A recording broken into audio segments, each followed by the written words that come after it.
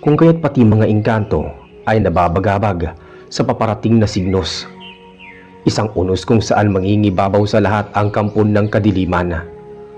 Ang mga piling mandirigma naman ay puspusan ang pagsasanay bilang paghahanda upang lalong mapalakas ang kanilang pwersa. Ang daigdig nila'y hindi saklaw ng maharlikang diwata, kaya iba ang pamantayan ng kanilang batas. Samantala, habang tumatagal ay unti-unti nang humuhupa ang nararamdamang sakit ni Nanding. Dugot pawis ang kailangan niya na malampasan sa bigay na pagsubok ng banal na hiyas. Ang malakas niyang sigaw ay dahan-dahang humihina. Gayunpaman, hindi na masyadong masakit ang umiiral sa kanyang katawan at dama pa rin niya ang matinding pagod. Lumipas pa ang ilang sandali.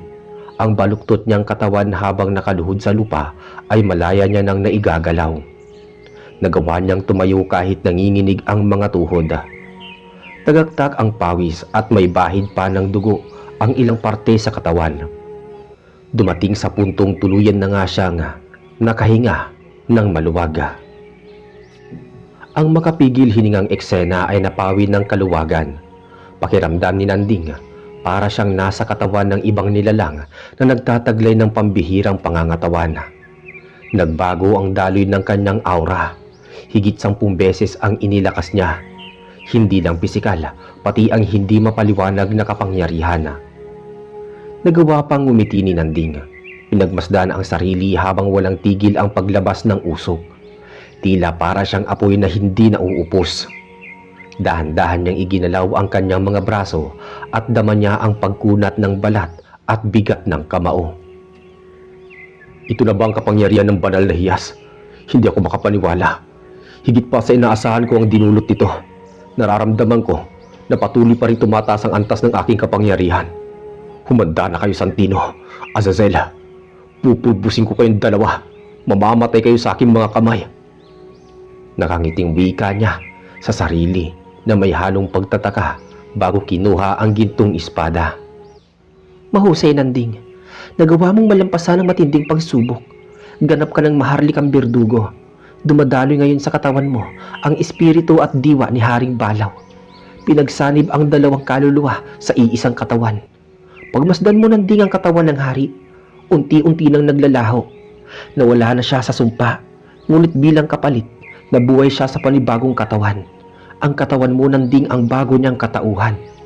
Ang puso mo ang ginawa niyang tahanan. Wika ni Amihan. Anong ibig mo sabihin, Amihan? Bulalas na tanong ni Nanding. Paumanhin, mahal na amo. Ako na lamang ang maglilinaw kay Nanding. Makinig kang mabuti sa akin, Nanding.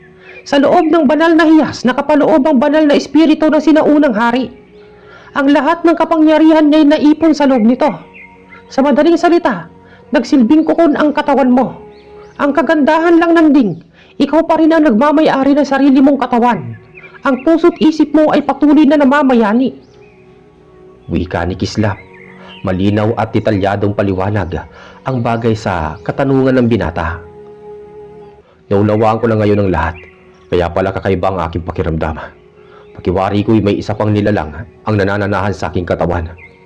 Ang ibig sabihin lang neto, taglay ko lang buong lakas at kapangyarihan ng sinaunang hari ng engkanto. Nakatutuwa naman. Masasabi ko na isa itong malaking gantimpala kapalit ng tiniis kong sakit at paghihirap. Sabi ni Nanding. Kusang nawala ang selyo sa paglaho ng katawang lupa ng hari.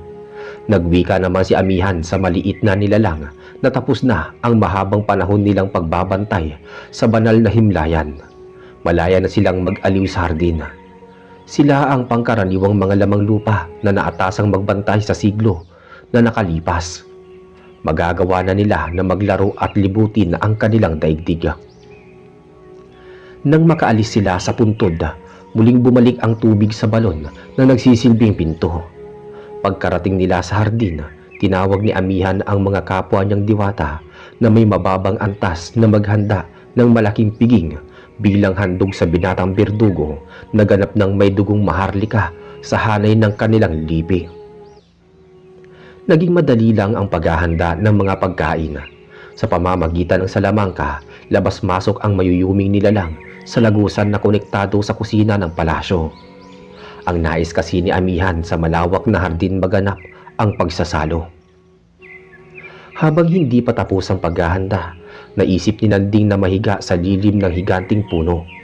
Habang nagpapahinga siya, ay maraming lambana naman ang umaaligid sa kanya. Lumilipad ang mga ito at ang iba na may nagawa pang dumapo sa kanyang tabi. Lingid sa kaalaman ni Nanding habang naaaliw siyang pagmasdan ang makukulay na nilalang. May mga matang lihim na sumusulyap na puno ng paghanga. Isang paghanga na umuusbong sa maikling panahon. Ang mga matang ito ay nagmula kay Amihan. Nagtataka ang diwata kung bakit biglang nagbago ang pintig ng kanyang puso. Kailanman, hindi pa niya nararanasan kung papaano umibig at kung ano ba ang tunay na kahulugan ng pag-ibig. Gayunpaman, natatakot siya na baka nagsisimula na siyang umibig kay Nanding. At yun ang kinakatakot niya. Baka matulad siya sa sinaunang hari na nasawi dahil sa pagmamahal. Kailangan balanse at magkatimbang ang dalawang puso upang walang mapahamak. Dahil ang batas ng mga diwata ay lubhang mapanghanib kaysa sa batas ng mga mortal. Amo, tila yata hindi maalis ang tingin mo kay Nanding.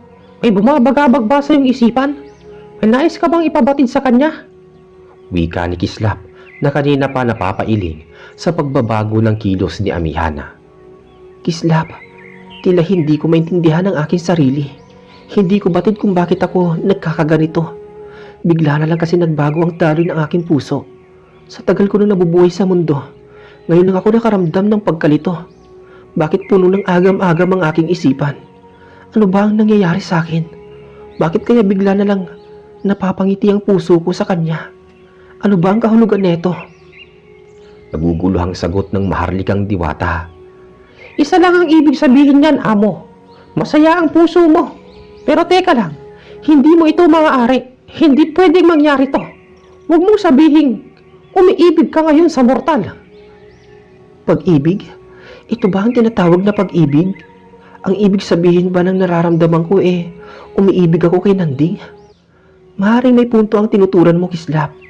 Maligaya kasi ang puso ko ngayon at ngayon ko lang ito naramdaman. Amo, pigilan mo ang bugso ng iyong damdamin.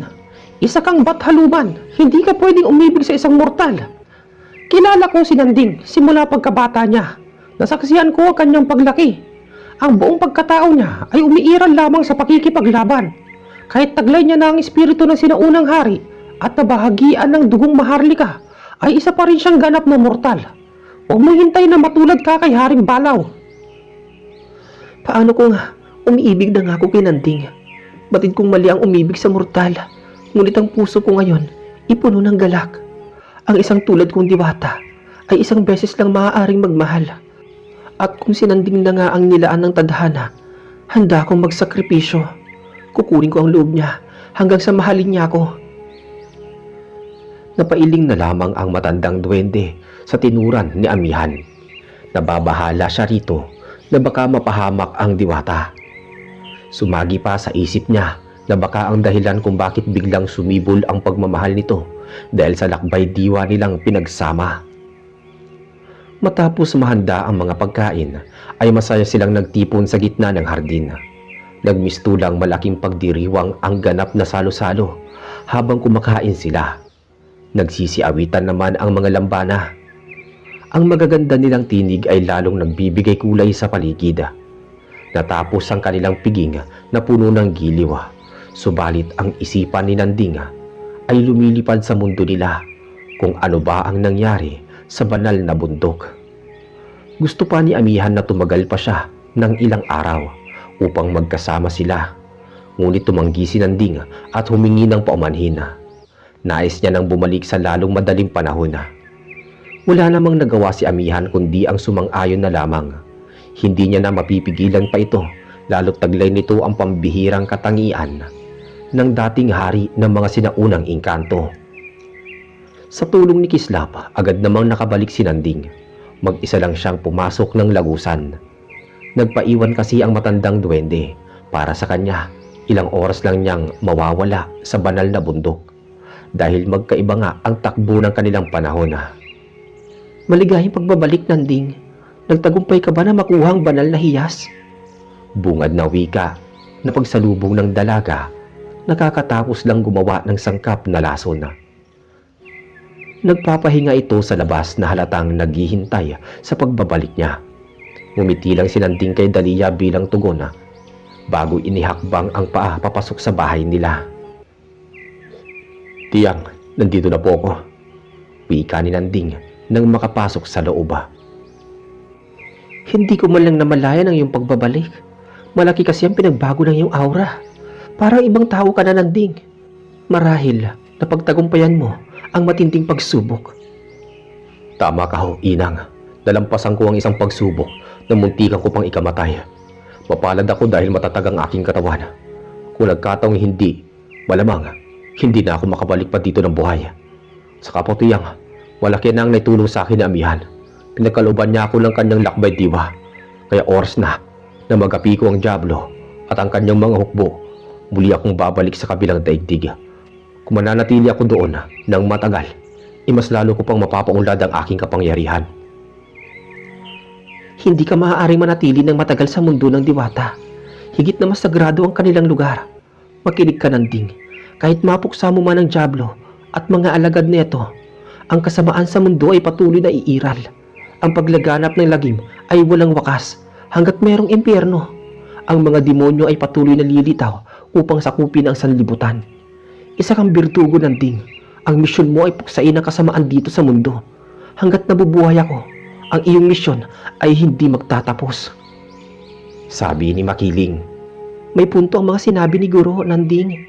Hindi ka lang basta birdugo. Ikaw ang tagapagligtas ng sansinukob. Kailangan ka ng mga tao. Biglang sabat naman ni Dalia. Dalia, hindi mo na kailangan pang ulitin ang mga tinura ng Inang. Naiintindihan ko kayong dalawa. Ang nais ko lang naman, maibalik kay amihan na ang nagawa niyang tulong sa akin. Isapat, hindi naman ako magtatagal doon. Bago mo sabihin ang mga bagay na yan, Nanding, siguraduhin mo muna na mapapaslang mo ang Diablo. Alam kong sukdulan na ang lakas mo, ngunit huwag kang magpakampante. Hindi biro ang mga kalaban.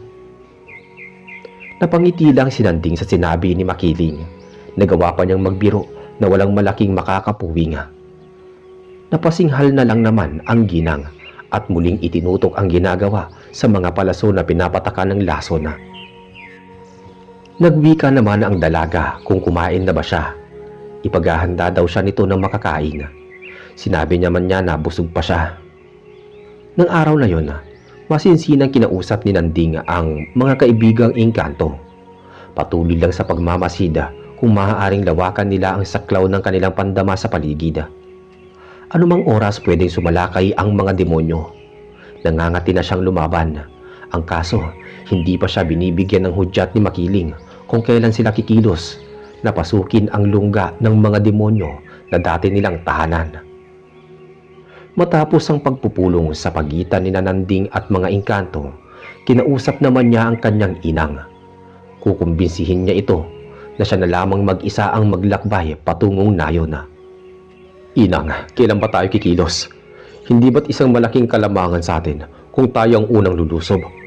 Kung maghihintay pa tayo ng matagal, baka maunahan pa nila tayo. Hihintayin mo bang magdanak ang dugo ng mga kaibigan nating engkanto dito sa banal na bundok? Huwag kang apurado, Nanding. Maganda ang may plano bago natin pasukin ang kuta nila. Sa kamalabong matuntun muli tayo. Mas pinatibay ngayon ang harang. Hindi agad ito magkakaroon ng lamat. Kaya pakiusap, matuto kang maghintay. Ni minsan, di mo ako sinuway. Kaya naman sa pagkakataong to, yun pa rin ang gawin mo. Kikilos ka lang kapag inutos ko. Ako ang batas at ikaw ang tagahukom. Pero sa pagkakataong to, ako ang papataw ng parusa kay Santino. Hindi ko siya mapapatawad. Sabi ni Makiling. Kahit isang mabagsik na berdugo si Nanding, pagdating kay Makiling ay hindi niya maiwasang makaramdam ng takot. Kahit anong tisig niya ay bumabaluktot pa rin ang katawan niya. Kaya wala siyang magawa kundi ang maghintay na dumating ang araw ng pagtutuos. Sa mga lumipas na araw, inilaan niya ang kanyang sarili sa pagsasanay. Sinusubukan ng bagong kakayahan. Nagagawa niya ng durugin ang malaking bato gamit lamang ang kamao. Bukod doon, lalo niyang pinaghusay ang paggamit ng sandata. Malaki ang magiging papel nito upang gapiin ang dyablo. Sa mahigit 1 linggong pagsasanay, palagi namang nakatutok sa kanya ang dalaga. Palagi siyang pinupuntahan ni Dalia para bigyan ng pagkain. Napapangiti pa ang dalaga habang nagsasanay siya. Hindi nito maiwasang mapatitig sa matipuno niyang katawan na nagdudulot ng lubusang paghanga. Habang tumatagal ay lalong nagkakagusto ito sa kanya. Hindi ka ba napapagod, Nanding? Halos buong maghapon mo nang hawak yung espada. Magpahinga ka naman. Puro ka na lang ensayo. Maliwanag pa naman ang paligid. Bakit hindi muna tayo mamasyal at maglibang? Sabi ni Guro, may magandang bukal daw dito. Dalhin mo naman ako doon at maligo tayo. Alam mo ba, nakakatulong ang pagbabad sa tubig upang mawala ang pagod sa katawan? Wala akong oras para maglibang. Saka hindi mo ba kaya mamasyal mag-isa? Bahagi ka na ng poke na to, kaya malaya ka nang pumunta sa Mandako. Ngunit di ko alam kung saan makikita ang bukal. Hindi ko pa kasi nagawang libutin ang buong pook. Masyado itong malawak, Nanding. Kung makapagsalita ka, parang hindi ako babae. Hindi mo man lang ba naisip na kung ano ang mararamdaman ng isang tulad ko? Maliit na bagay lang naman ang hinihiling ko sa'yo. Hindi mo pa ako mapagbibigyan? Naluluhang wika ni Dalia, dahilan para mapukaw ang atensyon ng binata. Anong klaseng babae ka? Yun lang iiyak ka na. Ang babaw naman ng luha mo. Sige na nga, pagbibigyan kita. Tayo na at dadalhin kita sa lugar na nais mong puntahan. Palihim namang napapangiti si Dalia. Sinadya niya talagang maging malungkot upang makuha ang loob ng binata. Ito namang si Nanding nagpadala sa mapagkunwaring luha. Habang naglalakad sila ay hindi maipinta ang ngiti sa labi ni Dalia. Nagawa pang magkiskisan ng kanilang mga kamay habang marahang humahakbang sa mahamog at mabasang lupa. Lingid sa kaalaman ni Nanding, matagal nang alam ng dalaga ang bukal sa paanan ng kambal na puno. Nakalagay yun sa akasya sa hangganan ng tugatog. Nang makarating sila ay kaagad namang lumusong ang dalaga. Nagawa pang basain ang binata gamit ang kanyang mga kamay sa pagsalok ng tubig. Nabasa naman si Nanding sa kinatatayuan niya, ngunit hindi niya magawang magalit gawa ng ngiti sa labi ng dalaga. Nahahali na siyang pagmasdan ito. Iyon din ang unang pagkakataon na nakita niya ito na ganoon kasaya. Halika rito, Nanding. Samahan mo ako maligo. Tingnan mo nga yung sarili mo. Ang dungis mo na. Kaya lumusong ka na dito. Huwag ka nang mahiya. Napapangiting turan ng dalaga. May magagawa pa ba ako binasa mo na ako. Makulit ka talagang babae ka. Maghintay ka at lulunurin kita. Pabirong sagot naman niya rito bago tumalon sa tubig. Nagawa nilang magbiruan habang nagtatampisaw, nagtatapyasan ng tubig at nagkukulitan. Sa ginagawa nila ay doon na pagtanto ni Nanding na masaya pala na maglibang paminsan-minsan. Tanging si Dalia lamang ang bukod tanging babaeng nagawa siyang pasayahin. Hindi niya maintindihan kung bakit bigla na lamang gumaan ang loob niya. Pansamantalang napawi ang kanyang isipan sa pakikipaglaban. Hindi nila namalayan na nagiging malapit na sila sa isa't isa. Walang malalim na kahulugan para kay Nanding ang ginagawa nilang yun. Ngunit para kay Dalia, isa itong mahalagang pangyayari na mauugnay sa pagitan nilang dalawa. Isang masayang alaala na maaaring itanim sa kanyang puso. Alam niyang hindi lang ito basta paghanga. Sigurado siyang mahal niya si Nanding mula pa nung umpisa noong pinagtagpo sila ng tadhana. Labis na kaligayahan ang pumapagitan sa dalawa. Hindi nga nila namalayan ang pagsiklab ng dilim sa paligid. Sa pagbangon ng buwan, ang mga alitaptap ang nagsilbi nilang tanglaw. Halos ilang oras silang nakalublob sa tubig. Ilang sandali pa ay biglang nakaramdam ng lamig ang dalaga, kaya umahon ito sa tubig at niyakap ang sarili. Nanginginig ang katawan mo, Dalia. Giniginaw ka ba? Ang takaw mo kasi maligo Tignan mo ang nangyari sa'yo. Halos di ka na makakilos dyan. Aahon na rin ako dito, uwi na tayo. Mabuti pa nga, Nanding. Naninigas na kasi ang aking katawan sa sobrang lamig. Natatawa ako sa'yo, Dalia. Akala ko pa naman napakatibay mong babae. Nagawa mo nga dating labanan ng mga demonyo, pero lamig lang pala ang katapat mo. Dagdag pa ni Nanding nang makaahon. Nagkataon na sumabay pa ang pagtigas ng mga tuhod ng dalaga, kaya walang nagawa si Nanding kundi pasanin niya ito sa likod. Natuwa naman si Dalia sa kinalabasan ng kanilang sitwasyon. Sa isip niya, parang magkayakap lang silang dalawa. Sinamantala niyang higpitan ang pagkakahawak sa balikat ni Nanding. Nagsasanib ang nakakasabik na init sa kanilang katawan. Pasensya ka na, Nanding.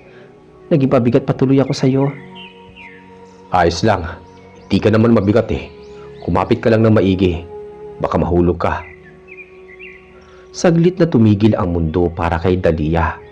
Nagustuhan niya ang mga katagang lumabas sa bibig ng lalaking mahal niya. Kung may taglay lang siyang mahika, papahintuin niya ito upang magkasama sila ng matagal ng binata. Susulitin niya ang bawat segundo na magkapiling sila. Kapit lang, Dalia, malapit na tayo. Wika ng binata. Hindi naman sila nakaligtas sa paningin ni Makiling. Nakatayo ito sa labas ng bakuran na tila kanina pa naghihintay. Nakahanda na kasi ang kanilang hapunan na dapat sana ang dalaga ang gumawa. Madiing nagpaliwanag si Nanding kung bakit niya pasan ang dalaga. Napansin kasi niya na hindi ito nagustuhan ng kanyang inang. Basang-basa kayong dalawa. Mukhang naligo yata kayo sa bukal. Sige na, magbanlaw na kayong dalawa. Takahain na ang pagkain sa lamesa. Sana hindi na ito maulit pa. Ayoko makita na palagi kayong magkasama. Pagkatapos ng hapunan, mag-usap tayo, Dalia. Pagkatapos nilang kumain ay masinsinang kinausap ni Makiling ang dalaga. Sa labas sila nag-usap upang hindi sila marinig ng binata. Nasa kwarto na si Nanding at payapang nagpapahinga sa papag. Magtapat ka nga sa akin, Dalia. May nararamdaman ka ba kay Nanding? At kung meron man, itigil mo na. Tutulak ko sa nararamdaman mo sa kanya. Alam mo ba kung bakit? Hindi kasi ako mapanatag na makita siyang lumalambot ang puso niya. Pinalaki ko siya bilang isang berdugo. Dumadaluyong sa kanyang mga ugat ang pagiging mandirigma mula sa aming angkan. Napansin ko kanina ang kakaiba niyang ngiti at ngayon ko lang siya nakita na ganoon kasaya kasama ka. Tila natututo na siyang umibig at yan ang kinatatakutan ko dahil makakasagabal lang ito sa kanya. Ngunit mahal ko si Nanding. Guro, hindi naman siguro masamang ibigin siya. Kahit sabihin pa natin na isa siyang berdugo, may karapatan pa rin siyang magmahal. Ang buhay niya ay hindi lang dapat umiikot sa pakikipaglaban. Tao lang din siya at hindi immortal. Isa pat, ako lang naman ang may pagtingin sa kanya. Alam ko sa akin sarili na kahit kaunting espasyo sa puso niya, wala akong puwang. Pero kung bibigyan ako ng pagkakataon na mahalin si Nanding, hindi ko yung palalampasin. Pareho lang ho tayong babae, guro. Sana maintindihan niyo ko. Dahil alam ko minsan, inaranasan mo rin umibig. Sabi ni Dalia. Isa itong malaking kalapastanganan, Dalia. Paano mo na atim na pagsalitaan ako ng ganyan? Ako ang iyong guro. Hindi mo magugustuhan ang galit ko. Oras na suwayin mo ko. Tama ng pag-uusap natin ito. Pumasok ka na sa iyong silid at magpahinga. Masyado ng malalim ang gabi. Pinigilan ni Makiling ang sarili na sumiklab ang galit. Kahit matigas ang ulo ng dalaga, hindi niya ito magawang saktan. Sa maikling panahon kasi na magkasama sila ay lalong gumagaan ang loob niya rito. Tinanggap niya ito bilang tagapaglingkod kahit may dugo itong aswang. Mabilis kasi itong matuto at malawak ang kaalaman pagdating sa mga halamang gamot. Tinatayang malaki ang potensyal nito bilang tagapamagitan sa takdang panahon. Higit sa lahat, anak na ang turing niya rito, kaya ayaw niya magkaroon nito ng kaugnayan kay Nanding. Samantala sa lugar na nilamon ng dilim ay walang pagsidlan ang galit ni Santino. Nagwawala ito sa kanyang tronong napapalibutan ng mga bungo. Nalaman niya kay Azazel na bigla na lamang naglaho ang presensya ng hukbo na pinandala nila upang hanapin ang dalawang babaylan na patuloy na gumagambala sa kanyang isipan. Batid ng dyablo na tuluyan ng nabura sa daigdig ang kanyang mga disipulo. Ang pinagtataka lang niya kung bakit sa pagkasawi ng mga ito ay saka naman nawala ang malakas na aura na nagmumula sa liwanag. Dahil sa nangyaring pagkabigo, napagdiskitahan ni Santino ang mga bihag. Ilang bilanggo ang pinahirapan niya. Wala siyang pinipili mapababae man o bata. Lahat ay magdurusa sa tinatamasa niyang puot. Pinaghahataw niya ang mga bihag ng latigo. Hindi pa siya nakontento, nagawa pa niyang pumatay. Ang mga nasawi ay pinakain pa niya sa mga gutom na halimaw. Naguunahan ang mga demonyong lantakan ang mga labi ng biktima. Sinisipsip ang dugo at sinisimot ang laman hanggang maging buto. Ganito kasiba ang mga uhaw na demonyo sa katawan ng mga tao. Napapahalakhak naman si Azazel sa mga nagaganap. Nasisiyahan siya na makita ang kanyang mga alipores na nag-aagawan sa pagkain. Kapag maraming namatay, mas lalo siyang ginaganahan dahil ang mga kaluluwa nila ay napupunta sa kanya. Ang espiritu ang nagsisilbing pangunahin niyang pagkain. Magalit ka lang, Santino. Sige lang, magwala ka. Pumatay ka lang ng pumatay. Oras na matapos ang ating kasunduan, lalamunin ko kaagad ang kaluluwa mo. Magiging malaya na ako at sasakupin ko ang buong sanlibutan. Magtatayo ako ng sarili kong kaharian. Napapangising wika ni Azazel sa kanyang sarili. Likas sa kanya ang pagiging tuso. Ayaw niyang masapawan sa mga kapwa niya na prinsipe ng impyerno. Nang maibsan ang galit ni Santino, patapos wakasan ang buhay ng ilang katao, ay tahimik siyang lumabas ng kulungan. Muling naupo sa trono at nag-isip ng malalim na tila may iniisip na magandang plano. Makalipas ang ilang sandaling pananahimik, kinuha niya ang itim na libro sa gilid ng upuan na gawa sa mga buto ng mga tao. Binuklat niya ang ilang pahina na parang may kung anong bagay na hinahanap, hanggang sa makita niya ito kalagitnaan ng libro. Ngumisi siya ng nakakakilabot bago nagwika sa katabing Diablo. Azazel, may naisip na akong magandang plano. Sigurado ako, ikakatuwa mo to. Kapag nagtagumpay ako, mas lalong lalakas at lalawak ang ating puwersa. Dadami ang ating hukbo at mapapabilis ang ating pagsakop. Wala nang makakapigil sa aking pagbangon. Sasambahin nila ako bilang Diyos. Lahat ng nabubuhay sa mundong to ay luluhod sa aking harapan. Sabi ni Santino. May naisip kang plano? Maaari ko bang malaman? Nagtatakang tanong ng Diablo. Tulad ng ginawa ko noon sa pagtawag sa iyo, susubukan kong buksan ang isa pang mga pinto ng impyerno. Magsasagawa ko ng isa pang kasunduan ng pag-aalay. Hahatakin ko mula sa dagat-dagatang apoy ang isa pang malakas na Diablo na tulad mo. Palalawakin ko ang lilikhain kong lagusan upang mas marami ang makawalang demonyo. Nagulantang si Azazel sa mga narinig. Hindi siya makapaniwala na maiisip ng isang hangal ang bagay na yon. Kapag nagtagumpay si Santino, malabong pamunuan niya ang mundo ng mga mortal. Nababahala siya na baka isa sa mga mataas na antas na 7 prinsipe ang umahon sa mga impyerno. Maging siya'y walang laban dito at maaari siyang gawing tauhan. Upang hindi matuloy ang binabalak ng babaylang lalaki, nakaisip ang Diablo ng panlilinlang. Masyado mapanganib ang naisip mong plano, Santino. Kapag ginawa mo ang bagay na yan, maaari ka mapahamak at mamatay. Baka nakakalimutan mo, Santino, na hindi pa tapos ang ating kasunduan. Bago ka makipagkasundo, tapusin muna ang kontrata nating dalawa. Pagmasdan mo ang iyong mga daliri, mayroong tani ka lang nakapulupot na nag-uugnay sa akin. Natatakot ka ba sa binabalak kong gawin, Azazel? O baka naman takot ka lang mahigitan ng kapwa mo, demonyo? Kahit na wala man ang kasunduan nating dalawa, mananatili kang alipin. Ako ang dahilan kung bakit ka nakawala sa impyerno. Kaya huwag mo kong didiktahan sa anumang gagawin ko. Sige, tatapusin na natin ang kasunduang ito. Dalhin mo sa akin ang ulo ng 2 babaylan. Ikaw na ang kumilos. Isama mo ang 7 general. Hagilapin ninyo ang kinatataguan ng mga to. Kung kinakailangan, suyurin mo ang bawat sulok ng kabundukan, gawin mo. Tumangulang ang Diablo sa utos ni Santino bago nagwika sa mga alagad niya na may namumukod tanging kapangyarihan. Kaagad silang lumipad sa himpapawid kasama ang ilang mababang uri ng demonyo.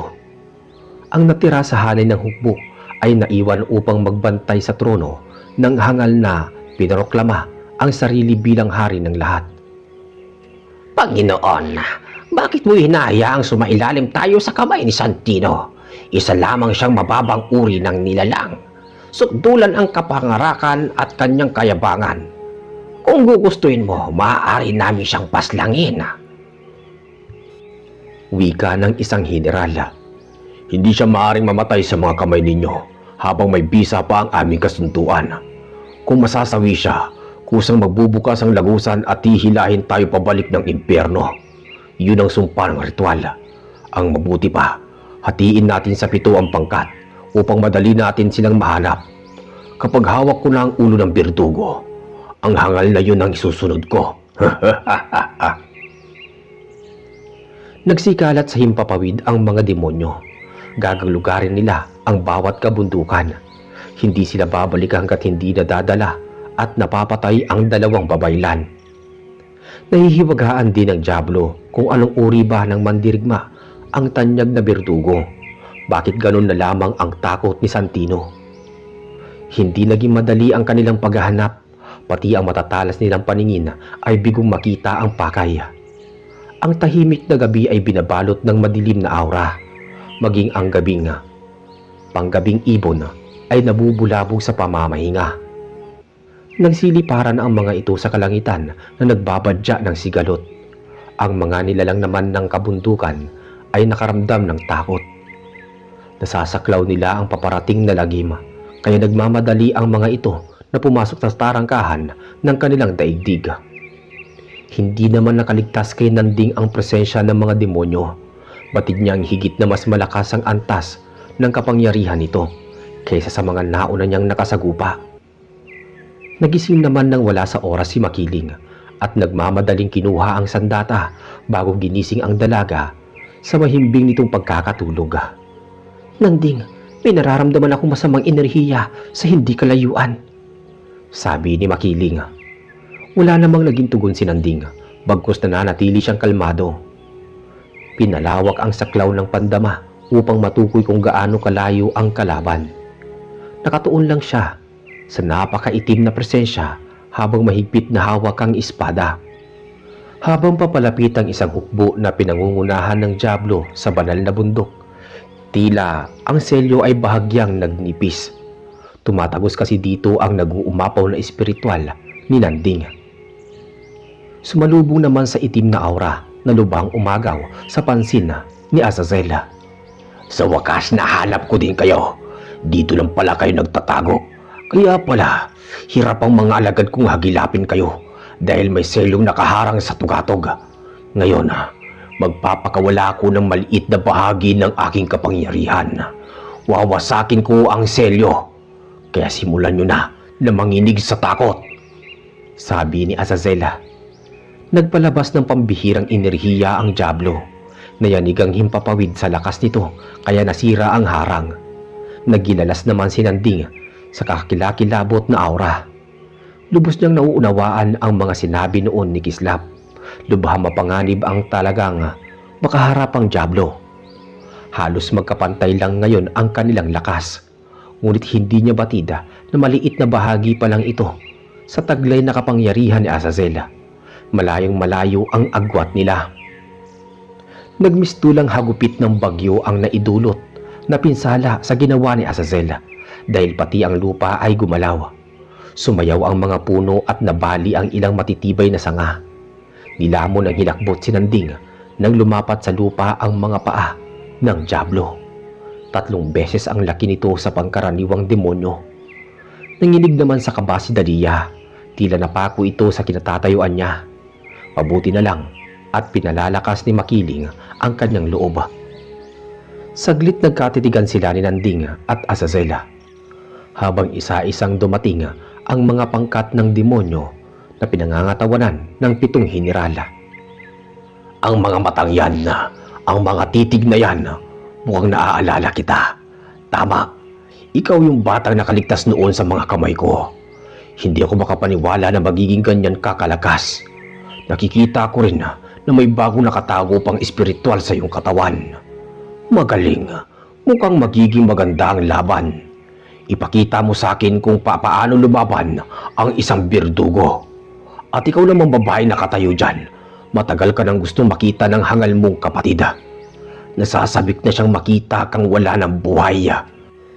Ngunit mapalad kayong dalawa. Matapos ko kayong paslangin, siya naman ang isusunod ko. Doon na lang kayo sa kabilang buhay maggantihan. Huwag kang makakasigurado. Baka bumaliktad ang ating sitwasyon. Ilang taon akong nagsanay. Ilang taon akong sinubok ng panahon. Nagpakalakas ako ng husto upang paslangin ka. Ngayon nagtagpo ng ating landas. Uusigin kita. Ipapalasap ko sa iyo ang bagsig ng aking paghihigante. Sabi ni Nanding. Magaling. Ngayon lang ako napahanga ng husto ng isang mortal. Yan ang inaasahan kong sagot mula sa isang birdugong tulad mo. Pinapahanga mo ko. Ano pang hinihintay mo? Sumugod ka na. Subukan natin yung galing mo. Nang akmang susugod na si Nanding ay bigla siyang napatigil. May bigla kasing bumukas na lagusan. Puno ito ng kaluwalhatian. Halos kumalat ang dalisay na aura sa buong paligid. Nagulat siya nang iluwa ng liwanag si Amihan kasama ang ilang diwata. Amihan, bakit ka na parito? Gulat na wika ni Nanding ngunit ngumiti lang ang diwata bago madiing pinagmasdan ang malaking nilalang. Ikaw, ano naman ang gagawin dito ng isang hampas lupang anghela? Mali pala ako. Hindi ka na pala ngayon isang anghela. Isa ka na lamang Diyos ang tagapagpantay ng isang daigdig na likha ng kataas-taasan. Kayong mga diwata, kung ayaw ninyong mamatay, bumalik na lamang kayo sa inyong daigdig. Gabriela, huwag mong kalilimutan na hindi ka naman isang mandirigma. At isa pa, ang katulad mo ay bawal makialam dito sa mundo ng mga mortal. Gabriela, hindi ko naiisipin na paslangin ka. Kahit pa paano'y may pinagsamahan naman tayong dalawa nung ganap pa akong anghela. Gulat na gulat si Nanding sa mga tinuran ng Diablo. Hindi siya makapaniwala na dati palang anghel ang maharlikang diwata at Gabriela ang totoo nitong pangalan. Napapaisip tuloy siya na baka si Amihan talaga ang totoong nagmamay-ari ng gintong espada na kumitil sa buhay ng maalamat na Bakunawa. At dito po muna mapuputol ang ating ika-4 na bahagi sa kwentong ito. Abangan niyo po ang susunod bukas. Maraming salamat. Hanggang sa muli.